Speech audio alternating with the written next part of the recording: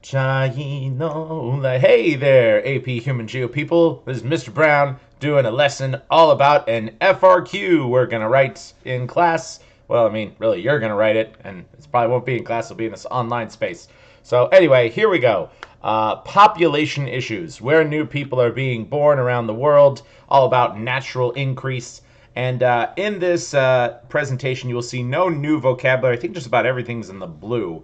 But this information is going to be really important for the FRQ related to this presentation. So please do take notes, but just know that your notes probably won't be as formal as usual.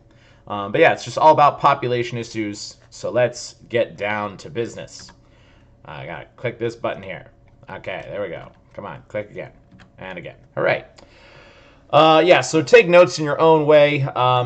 All of this information is directly for an FRQ, and let's have a little. I mean, if we were in class, we would talk about it. What region of the world is having the most population growth, and what part of the world is having the most negative population reduction, and why is it the case? And I mean, we can look at the maps at the bottom of my screen right here, but it's pretty clear that Africa, sub-Saharan Africa, is where so much population growth is happening in our world today. Whole lot of babies being born in Africa, more people in Africa all the time. But then where there are countries in the world, most countries are staying relatively stable, maybe a little bit of increase, but it's these former Soviet Union countries are actually going into the negatives. And the country I'm especially going to focus on today is Japan. Japan is in the negatives bad. And so why is that the case? And we're going to deep dive into those answers. I really hope some students could brainstorm some of this stuff. But anyway, let's do this. Here we go. So here's a map showing you population growth rates, and the dark green is even negative, but the more red it is, the more people are being born there all the time. And okay, so why are there so many babies in sub-Saharan Africa? So these are the answers you're going to need in the FRQ. Africa has the lowest education available to the people there, and the reality is when a woman, especially, is uneducated, she gets pregnant, she gets a man in her life, and she just starts making the babies. Okay, if a woman has an education, she's significantly more capable to work at a higher level job, to sort of be her own income provider, and if ladies get educated, less babies happen. The other thing is so much of Africa is still an agricultural kind of economy, and if you're a farmer couple and you're like, hey, we could use some more workers to help out around the house, you're going to want to make some kids, because in a couple years, the kids will be able to help you farm and improve your family's production. And then another thing that why there's so many babies in Africa is they're still operating in this cultural mindset that children will die before they become adults, and then no one will be left to take care of you unless if you have a lot of kids. But healthcare has improved a lot in Africa, so much so that all of your kids now are tending to survive. So it's sort of like the culture hasn't caught up with the technology and nuances of their healthcare system. So better healthcare is keeping all these kids alive, and it's just increasing this growth. So here are some headlines. Africa will account for more than half of global population growth by 2050. By 2050, 2.2 billion people will be added to the global population, and it's almost all in Africa. Yeah, so many more people in Africa, and it's really like Africa's population is gonna double by the time y'all are my age. Is that true? Nah, yeah, close enough. So yeah, there's going to be some serious implications for Africa.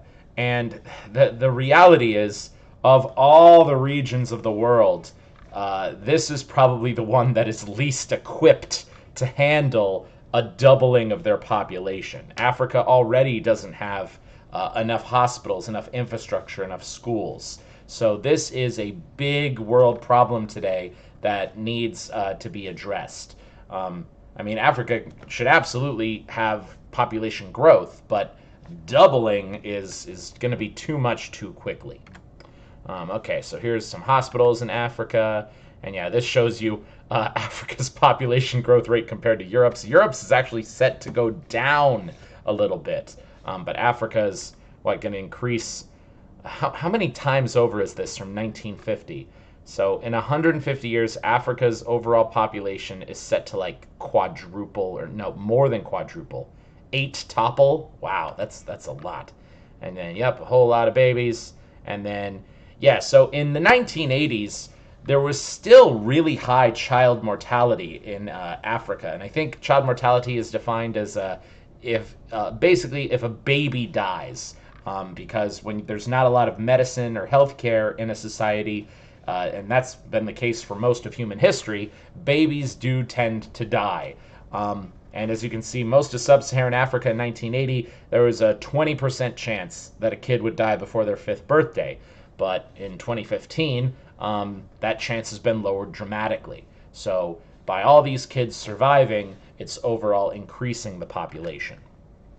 Okay, if Africa's population growth rate decreases, then Africa can better manage their economies and bring people out of poverty.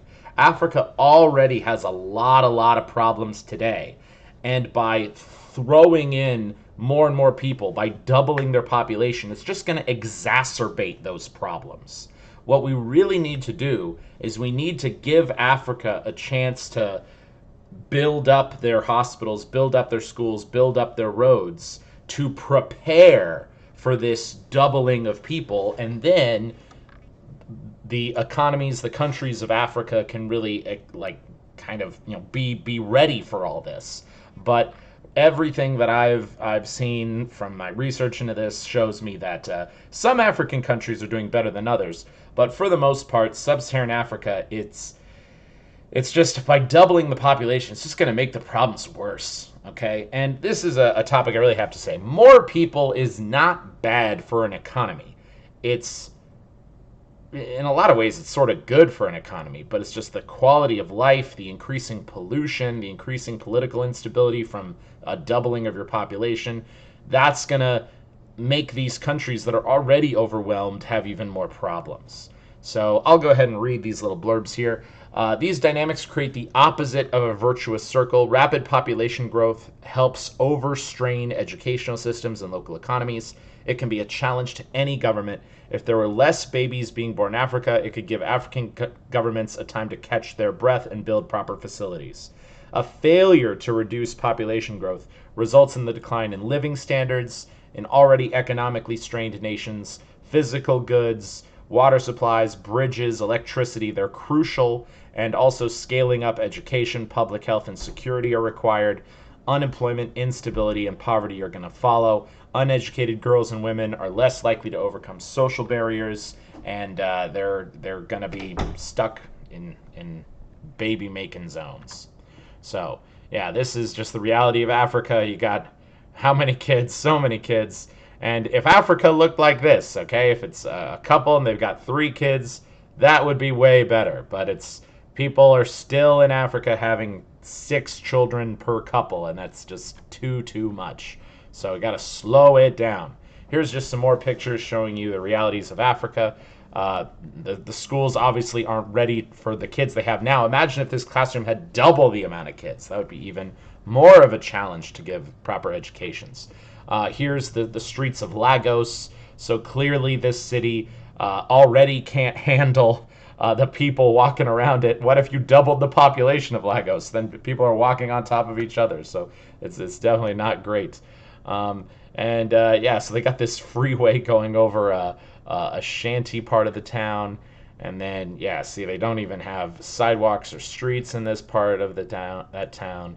It's kind of hard to get to school when the school buses have to drive through these huge crowds. And then if people aren't given education and opportunities, it's going to result in political instability, going to lead to violence. More shanties. And then, so many kids. Oh my gosh. Give these kids a chance. Yeah. Ambulance. Wow. Yeah. So, I mean, imagine if you now have double the population, you got to have that ambulance work overtime. Here are the roads in some parts of Africa, super muddy. And, hospitals, we got to improve those. And yeah, like you can see that on the left here, you've got these super rich mansion houses, and on the right, people are just packed together like rats. And then yeah, people trying to get around, that's pretty rough. And then yeah, open sewers in the streets. And then drugs, that's another big problem if people don't have something to do. So, this is the big part for the FRQ. What is the solution for Africa's foreseeable problem of doubling its population in the next 30 years? If I could get on a soapbox right now and talk to the African nations of the United Nations, I would say this. All of you African countries need to have anti-natalist policies. Oh, I should have written that in this presentation. Anti-natalist policies. Basically, I'm saying, oh, yeah, see, I did write it in the presentation. Anti-natalist policies.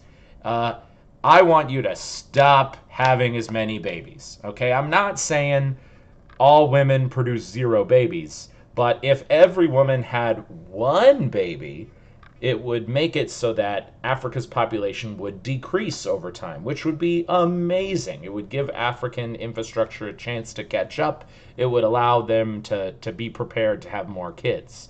But so here are some strategies that have actually worked in other countries around the world. China did a 1-child policy, and I think they've now set it to a 2-child policy, but for most of the 70s, 80s, and 90s, it was going on. A challenge with the Chinese 1-child policy is you need to punish people who don't conform to the policy. You gotta like put, I don't know, the mom in jail if she has a second kid. Another thing you could do is family planning services. Bangladesh does this, where you hire a bunch of, they're sort of like social workers, and they're people who check on women in a community, and they talk to them about birth control options. They tell them the importance of controlling the amount of children that their community makes. And then another option is what Austria does. Austria gives everyone free contraception. And if you haven't watched my other presentation yet, contraception, it's condoms, birth control. It's contraception is the big term meaning medical technologies and tools leading for women having less kids. So you need to teach people that contraceptives are good.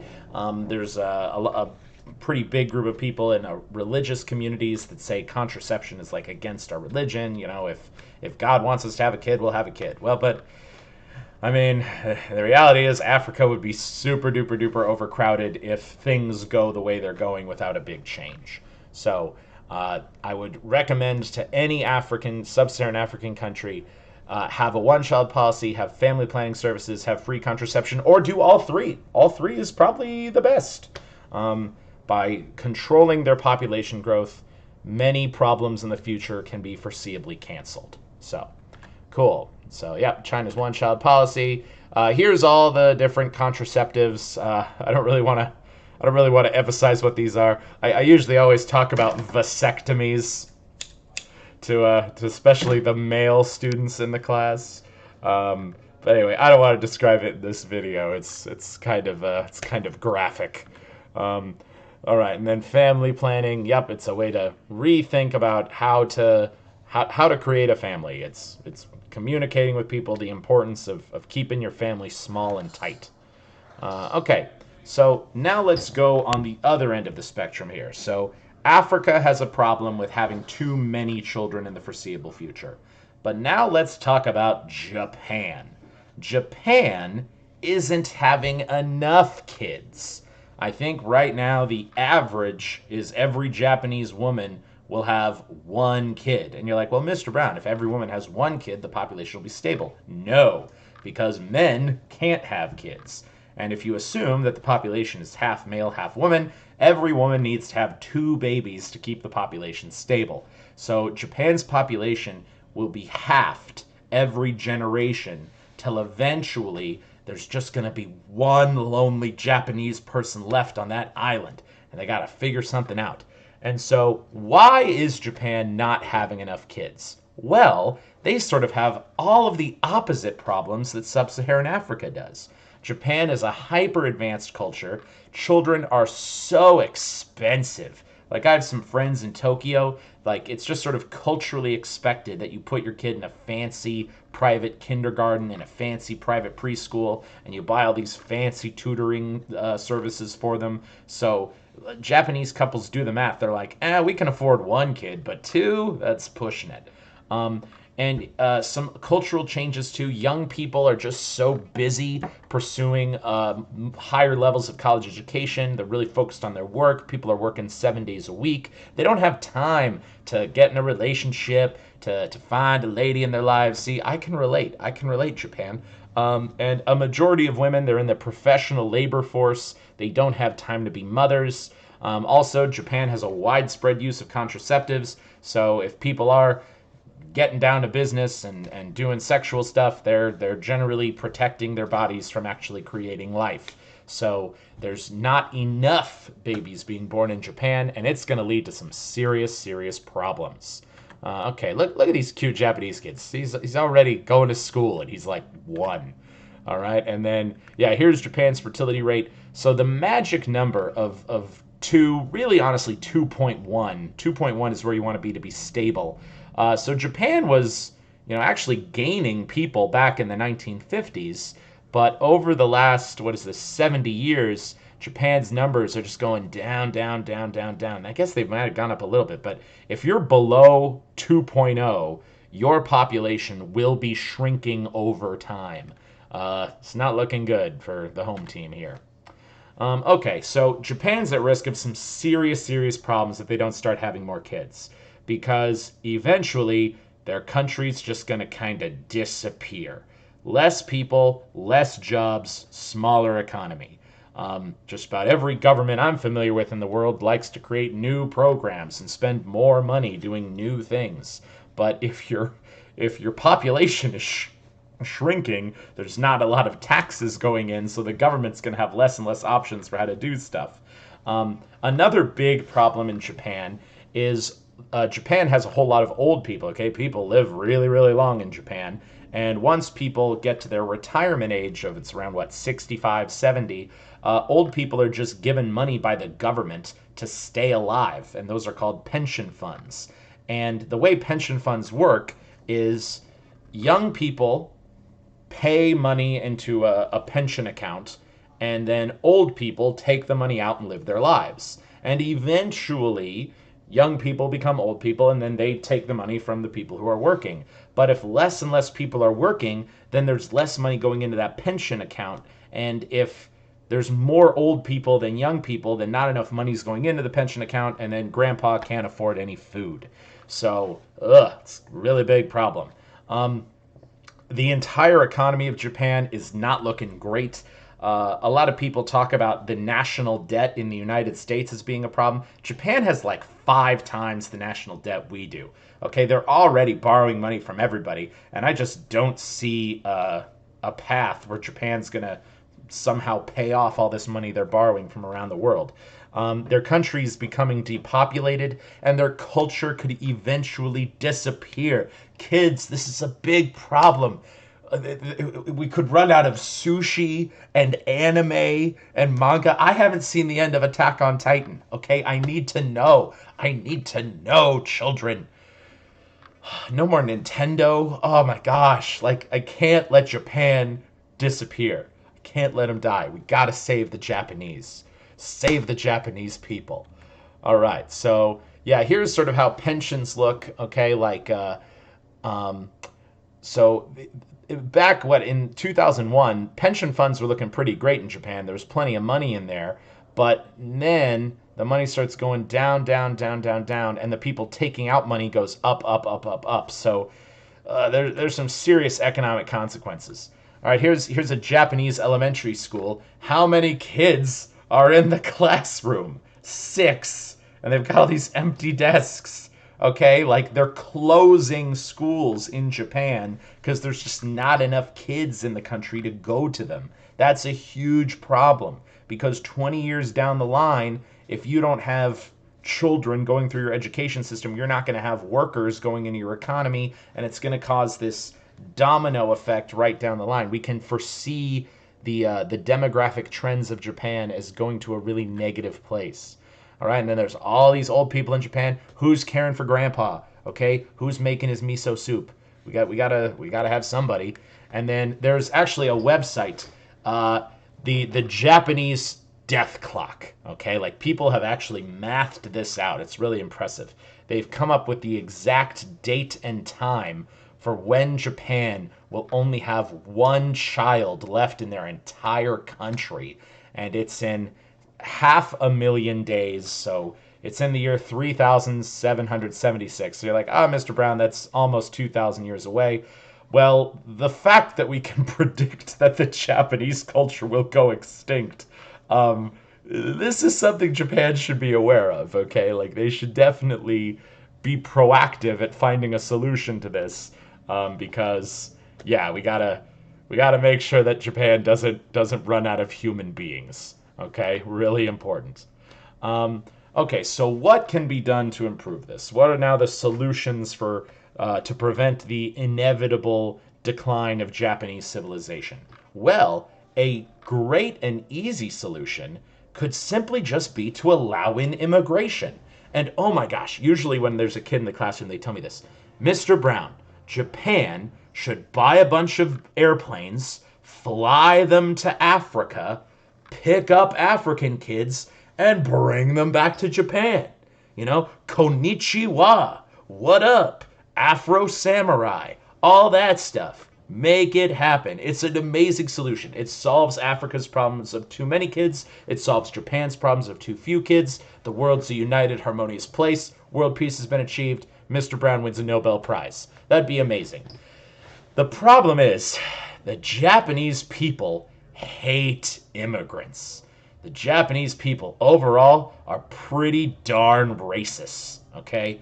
I've been in Japan myself. I experienced some racism by Japanese people myself, and I'm a white dude. Like, they're even more angry at Chinese. They really hate Chinese people and Koreans, and they also hate Africans. Japan wants their own country for themselves. And Japan is a super nation state country. I've already defined what nation states mean in an earlier lesson. And they want to have pure Japanese culture, even if that culture is set on more or less suicide by not having enough kids. So yeah, they are having anti-immigration rallies, Japanese only, saying no to everybody. In the year 2012, Japan only let in 10,000 immigrants. That is a shockingly tiny number. I even found this out. Let's say that later in your life you get in a relationship with a Japanese person, you get married, you learn Japanese, you have half Japanese children. If you move to Japan, you still won't be given Japanese citizenship, and you'll never be allowed to vote in Japanese elections. Their immigration system is just rough. Okay? And culturally, they're not going to let in a bunch of African immigrants, even though that would be an amazingly great solution and solve two global problems with one stone. So here we go. Anti-immigration rally in Japan. Right here, this is a list of how racist Japanese people are to Muslims. They really, really hate Muslims, okay? I think it says there's no mosques in Japan, something like that. Permanent residency is never given to Muslims. Muslims must follow Japanese language law. I know that when I was trying to be an English teacher around the world, I first thought like, hey, I'm going to go to Japan. But Japan said like I have to pass a language test before I go there. So they're really, really not cool with Muslims. And then here's a bunch of old Japanese people being like, we hate immigrants. Here's you're committing a crime, don't have fake IDs. And I remember when I was in Japan, I saw a lot of these little pictures of just these kind of cartoons showing some serious stuff, being like false adoption, false identification, you're a bad person, Japanese only, foreigners are not allowed to enter without Japanese escort. And I'm not even gonna say this one because it just shows you how racist Japan is. Okay, so well, if the Japanese aren't going to do immigration, which is the easy solution, your next choice, Japan, is to have pro-natalist policies. We want you to make babies. So what can you do to encourage the Japanese people to get it on and to prevent their culture from a demographic suicide 2,000 years in the future. Well, let's see what some other countries in the world do. Sweden gives women paid maternity leave. The government basically pays Swedish women to have babies. So in Sweden, if a woman gets pregnant, I think by the time she's in her second trimester, the Swedish government says, hey, how much money was your job giving you every month? And the lady's like, they gave me like $3,000. So the Swedish government will pay that woman's salary for the next year and a half to allow her to comfortably be with this child she brings into the world and raise it in its first year of life. Okay, that's pretty cool. Norway makes government-funded colleges and government-funded preschools. I think they also have like free after-school clubs. So basically, the government of Norway has all these programs to take a lot of the financial hardship away from mom and dad. And then this one's just kind of funny. Russia has a national holiday encouraging relationships. And by relationships, I hope you all know what I mean. Wink, wink. But yeah, Russia has a national holiday where, like they close work and they have like a bunch of free dating activities and they encourage single people to get together. And it's just, happy Russia Day, free vodka for everyone. Okay, I don't know, something like that. But yeah, so all these policies would make a lot of sense. I have kind of the dollar signs there by how expensive these policies are, but really, hey Japan, you've got to do all these things, okay? There's a frickin' doomsday clock for when your culture is going to die, unless if women have significantly more children in your country. So either give women paid time off, so this is called maternity leave when they have a kid, have totally free education for all levels of a child's life, and have some national holidays, encourage the Japanese people to make more kids, all right? But here's something I have to say, though. With pronatalist policies, these policies are going to take a long time to show results. Like right now, you saw those pictures, there's Japanese elementary schools that are running out of kids. Even if the Japanese people snapped their fingers and did all three of these things, it would take some time for population numbers to really rise. So for the next 20 years, things are on a downward slope in Japan. Hopefully they can turn it around. All right, so yeah, here's some Swedish kids in Swedish kindergarten. Look at how blonde everybody is. Well, really on the left side of the picture. And then, yeah, here's Russia Make Baby Day. Look, woman has 3 babies. Such a good number. It's more than 2. She is increasing Russia's peoples. Okay, so paternal leave policies around the world. So paternal leave, this is where there's paid time off for the dad as well as the mom. So it looks like those northern European countries, Australia, New Zealand, they'll give dads 9 months off if mom has a kid. That's cool. America, we don't really do it.